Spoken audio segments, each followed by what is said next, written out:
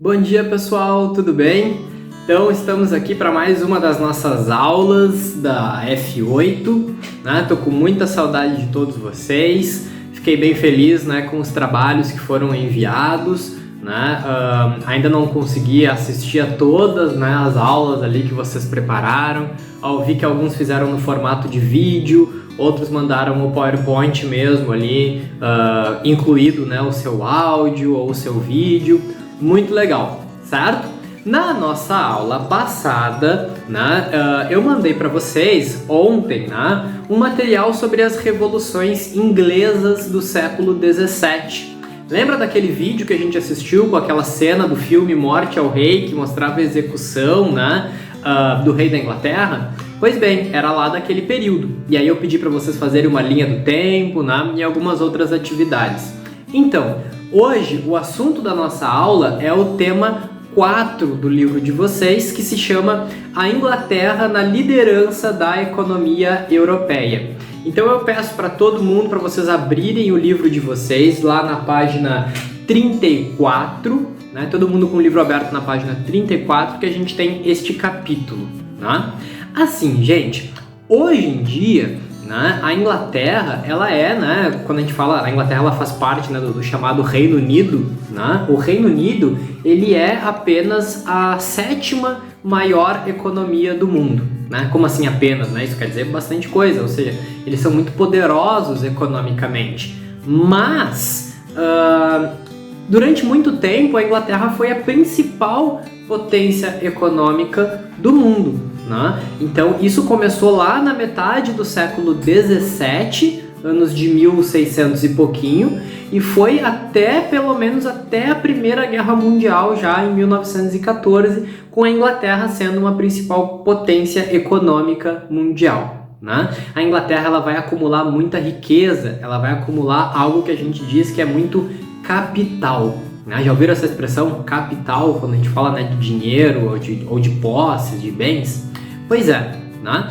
E quando a gente fala de capital, não significa só dinheiro, posse ou bens, porque o mundo ele é muito movido por esse tipo de interesses, né? Então, quando tu tem alguém ou um país que tem talvez muito mais capital do que os outros, isso acaba criando também relações de desigualdade, relações de poder. Então, no caso, a Inglaterra conseguia muitas vezes forçar outros países a fazerem o que ela queria. Por exemplo, o Brasil vai acabar fazendo vários tratados, acordos com a Inglaterra que beneficiavam mais eles do que nós. Muito porque, muitas vezes, né, na época que nós éramos colônia de Portugal, Portugal tinha muitas dívidas com a Inglaterra, então se via forçado a aceitar algumas coisas. Então, quando a gente fala de uma nação ter muito poder, né, ter muita grana, a gente está querendo dizer que ela também consegue impor certas coisas para as outras, certo? O nosso livro ele começa com uma questão bem legal, bem importante, que está ali de laranja, logo no começo do capítulo, que eu gostaria que vocês lessem.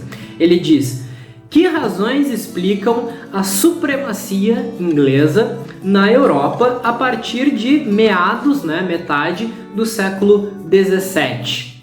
Ora, quem já fez o trabalho das revoluções inglesas já tem algumas pistas para começar a responder essa questão, né? Mas vamos acompanhar. Essa questão é a nossa questão mais importante da aula. Eu quero que vocês anotem ela no caderno, né? Então, pode pausar o vídeo, escreve no caderno tema 4, a Inglaterra na liderança da economia europeia, e depois anota com um marca-texto, com uma coisa bem chamativa, essa pergunta.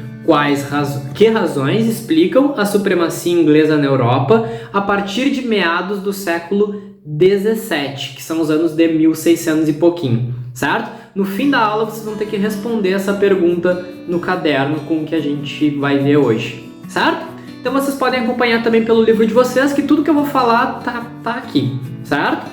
Bom, seguinte, gente, vocês aprenderam que lá no começo, né, das grandes navegações, na época, por exemplo, que Portugal chegou aqui ao Brasil e que Cristóvão Colombo, né, pela Espanha, chegou na América, tudo isso fez parte, né, de uma época em que começaram a acontecer as chamadas grandes navegações, ou a chamada expansão marítima, né? Isso acabou formando uma espécie de uma grande rede de comércio, um mercado mundial, onde produtos do mundo inteiro eram vendidos na Europa. E muitos países europeus começaram a lucrar muito com isso e se tornar muito poderosos, né? E utilizar formas de exploração de outras regiões do mundo. A Inglaterra foi talvez a principal beneficiada com essa expansão marítima, com essa formação desse mercado mundial, certo? Bom, um outro ponto importante para a gente se ligar é que foi durante o reinado, né, de uma rainha, Rainha Elizabeth I. Durante esse período, a Inglaterra conquistou várias posses coloniais, né? Até indico para vocês pesquisarem na internet, né? Faz uma pausa nesse vídeo, pesquisa na internet rapidinho, né? As colônias que a Inglaterra vai conseguir pelo mundo nessa época, né? Porque ela vai conseguir colônias aqui no nosso continente da América, vai conseguir terras também na África e vai passar a explorar esses territórios, né? Vai passar a, por exemplo, conseguir matérias-primas, né, desse território, mercadorias, especiarias que vai vender na Europa ou para outros lugares, né, lucrando bastante com isso por muitos anos seguidos, certo? Outra coisa que foi muito importante para esse lucro da Inglaterra foi o tráfico de escravos, né? Nessa época, né, começou a se iniciar muito fortemente o tráfico de pessoas negras africanas escravizadas para trabalhar principalmente nas colônias, né, aqui no nosso continente da América. Pensa que no Brasil a gente também teve grande utilização do trabalho escravizado, certo? Isso não foi só no Brasil, foi, enfim, em Cuba, na Colômbia, nos Estados Unidos, em vários lugares, tá? Nas ilhas da América Central, que são as chamadas Antilhas, né? E a Inglaterra participava muito desse comércio, né? Então ela comprava pessoas escravizadas e vendia. Era o comércio mais lucrativo da época, deu muita grana para a Inglaterra, certo? Bom, outra coisa que também ajudou bastante a Inglaterra foi um documento, né, que eram os chamados Atos de Navegação. O que é isso? Né? Foi um texto de lei, né, um decreto criado na época em que a Inglaterra aboliu a monarquia. Vocês estudaram na aula passada, né, que a Inglaterra foi lá, cortou a cabeça do rei e durante algum período ela foi república, governada por um cara chamado Oliver Cromwell. Lembram dele? Ele até apareceu naquele vídeo que a gente assistiu em aula também, né? Quando a gente ainda estava tendo aulas presenciais, né? Pois bem, o que eram esses atos de navegação? Ela dizia o seguinte: era uma medida para proteger a economia da Inglaterra. Era o Estado, o governo da Inglaterra, atuando para proteger a economia da Inglaterra. Como é que ele fazia isso? Né? É uma medida que a gente chama de protecionismo econômico. Como é que eles faziam isso?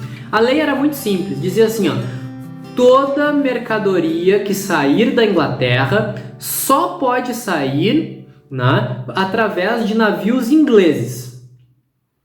E toda mercadoria que entrar na Inglaterra também só pode entrar através de navios ingleses. Por que isso?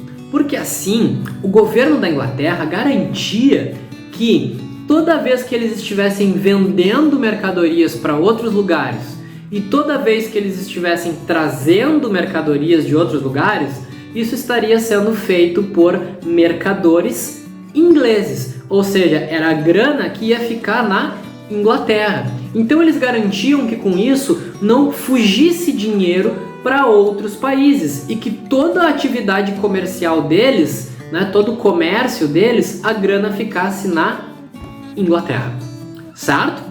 Bom, um outro ponto importante é que vocês estudaram também na aula das revoluções inglesas que a burguesia na Inglaterra ela era muito forte. Lembra que a burguesia é aquela classe social, né, que vive do lucro, que vive do comércio, que vive, né, são os banqueiros, os donos de indústrias, os caras que fazem comércio de longa distância, né? São ricos empresários que vivem do lucro em cima das suas atividades.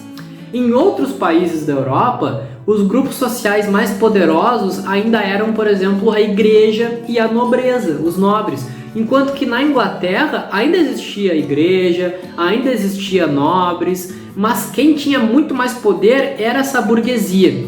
E depois das revoluções inglesas, a burguesia estava no poder, ou seja, lá no parlamento da Inglaterra, né, no governo da Inglaterra, tu tinha muitos membros da burguesia que tomavam decisões políticas conforme os seus interesses, ou seja, criavam leis, por exemplo, para atender os seus interesses e o seu lucro, né? Então isso também foi um dos fatores aí desse período, né, de crescimento econômico da Inglaterra, certo? Bom, continuando, né, um outro ponto importante que foi mencionado no capítulo anterior, todo mundo que leu ele talvez já tenha ouvido falar, que era a chamada política dos cercamentos. O que era essa política dos cercamentos? Era o fato, né, de tu cercar várias terras que antes pertenciam a todo mundo, a toda a população, e tornar elas de um único proprietário. Então tu pegava lá uma terra onde tinha várias famílias morando, cercava aquele território, né, o governo fazia isso, e vendia só para uma pessoa que tinha condições de comprar tudo aquilo. E aí todas as outras famílias que moravam ali ficavam sem lar, né? Isso ajudou, né, para que aumentasse a eficácia da produção. Como assim, né? Se uma pessoa só era dona de tudo aquilo, ela podia escolher o que ela ia fazer ali. Ah, eu vou então ter um negócio aqui com ovelhas, né, para tirar a lã dessa ovelha, né, para utilizar para a indústria têxtil, indústria de tecidos, para fazer lã, por exemplo. Ok, tu ia conseguir ter um grande lucro, né, tendo aquele território todo só para ti. Só que, ao mesmo tempo, percebam que muita gente foi expulsa dessas terras. E o que essas pessoas fizeram? Foram morar nas cidades e não tinham outra alternativa a não ser agora procurar um emprego em troca de um salário. Então tu tinha muita mão de obra disponível, muitas pessoas desempregadas procurando emprego nas cidades, né? E mão de obra barata disponível era importante para a indústria queria lucrar bastante e queria pagar pouco, né, em salário para os seus funcionários, certo? Outra coisa que isso fez foi o seguinte, imaginem só, antes a maioria das pessoas vivia lá no campo, agora que com os cercamentos a maioria delas foi expulsa e tem que morar na cidade, olha só, antes as pessoas produziam todo o alimento que elas comiam. Então ia lá, plantava, né, sei lá, batata, plantava seus legumes, né, tinha lá a sua vaquinha e consumia, né, comia aquilo que produzia ali na sua fazendinha, né, nas suas terras. Agora que essa maioria das pessoas foram para a cidade, tudo que elas têm, roupa, comida, né, elas precisam comprar. Então isso acabou tirando um pouco a autonomia das pessoas, mas fortaleceu um mercado, começou a se formar um mercado de consumidores, certo? Bom, isso também fez, né, essa coisa dos cercamentos, né, fez com que tivessem novidades na tecnologia da agricultura, novidades que aumentavam, né, a eficácia e o quanto que tu conseguia extrair da terra. Isso tá no livro de vocês, na página 35, numa parte que fala ali sobre o sistema trienal, o sistema de 3 campos. Eu recomendo muito para vocês, né? Façam a leitura desse parágrafo, deem uma olhadinha ali naquela imagem, né? Para aprender um pouco sobre como foi esse sistema trienal. Qualquer coisa, pausa o vídeo aí, dá uma lidinha nessa parte e depois volta comigo, certo? Bom, continuando. O último ponto que eu queria falar para vocês diz respeito a um negócio que a gente chama de comércio negreiro ou tráfico triangular, comércio triangular. Todos esses nomes significam o quê? Né? Tem a ver com comércio, tem a ver com tráfico e tem a ver com triângulo. Né? Como assim? O que acontece? Né? Eu vou colocar aqui do lado um mapinha com essa explicação para vocês. Imaginem o mapa do mundo, aquele mapa no formato que a gente mais conhece, né? Ali, América, Europa, África, e imaginem o Oceano Atlântico, né? Esse comércio ele se dava em torno do Oceano Atlântico e ele era muito lucrativo para a Inglaterra.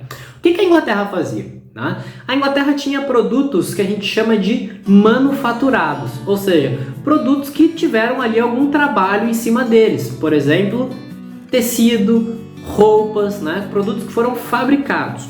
A Inglaterra pegava essa sua produção, levava lá para a costa, para o litoral africano, aonde, né, eles trocavam essas mercadorias por pessoas africanas escravizadas. E aí, né, através, né, dessas embarcações, eles pegavam essas pessoas escravizadas e levavam para a América, para vender no continente americano, para as colônias que tinham aqui e que estavam utilizando esse trabalho africano escravizado. Então a Inglaterra vendia para outras colônias de outros países, né, sei lá, para o Brasil, para Cuba, e utilizava também esses escravos nas suas próprias colônias também, né, como por exemplo as 13 colônias na América do Norte, que é o que vai dar origem aos Estados Unidos da América depois, né? Percebam o seguinte, eles lucram vendendo produtos manufaturados para a África, eles lucram vendendo, né, pessoas escravizadas para a América, e depois os produtos que eles produzem na América, como por exemplo o açúcar, que é feito a partir da cana-de-açúcar, né, nesses produtos tropicais, o melaço, o rum, que era uma bebida também, né? E eles pegavam esses produtos tropicais, que eram muito valorizados para vender lá na Europa, pegavam eles e iam vender lá na Europa. Ou seja, estão vendo como se forma um triângulo de comércio? E estão vendo também que a Inglaterra lucra muito em todas essas pontas. Ela lucra na primeira parte, lucra na segunda parte, lucra na terceira parte, certo? Além disso, a burguesia na Inglaterra, ela também participava muito desse processo. Pessoas importantes, como por exemplo o John Locke, que alguns de vocês fizeram até pesquisa sobre, né? O John Locke, ele tinha ações. Já ouviram falar da compra de ações, né, de empresas? Né? Ele tinha ações de empresas que trabalhavam com o comércio de pessoas escravizadas.